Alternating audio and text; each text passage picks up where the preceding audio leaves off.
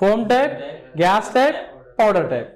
ఇదేంటిది CO2, ఇదేంటిది dry powder, ఇదేంటిది ఫోమ్ టైప్, ఇదేంటిది వాటర్ టైప్. అర్థమవుతుందా?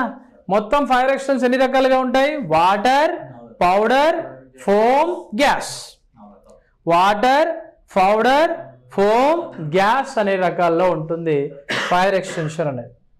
మరి ఎలా పనిచేయాలి? First pull the pin. ఈ పిన్ని లాగాలి. చూడు బయటకు వచ్చిందా? పుల్ ద పిన్, పిన్ని లాగాలి. ఇదే కదా బిట్ అడిగాడు. పుల్ ద పిన్, పిన్ని లాగాలి. నెక్స్ట్ ఎయిమ్, టార్గెట్ ఏడమంటుందో చూడాలి.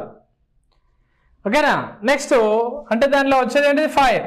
ఏంలో ఏంటిది? ఫైర్ ఎక్కడైతుందో చూడాలి. ఎస్ అంటే ఎవరు? స్క్వీజ్. Squeeze the liver. ఇది ఉంది కదా, దీన్ని ఒత్తాలి, సూపర్ ఒత్తాలి దీన్ని. నెక్స్ట్ ఏంటిది? స్వీప్.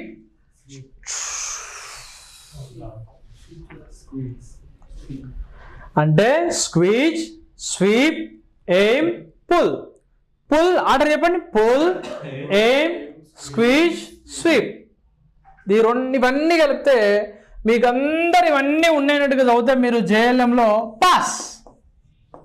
పాస్ 10th పాస్, ఇంటర్లో పాస్, డిగ్రీలో పాస్, ఇంకా ITIలో పాస్, అంతా కదా మొత్తం పాస్. పాస్ అంటే ఏంటిది? Pass, pull, aim, S squeeze, S sweep అని పిలుస్తాం. దీంట్లో నుంచి బిట్ అయితే అడిగాడు, చూపించానా లేదా? ప్రీవియస్గా ఇట్లా బిట్లు అడుగుతాం. దీంట్లో మెయిన్గా ఒకసారి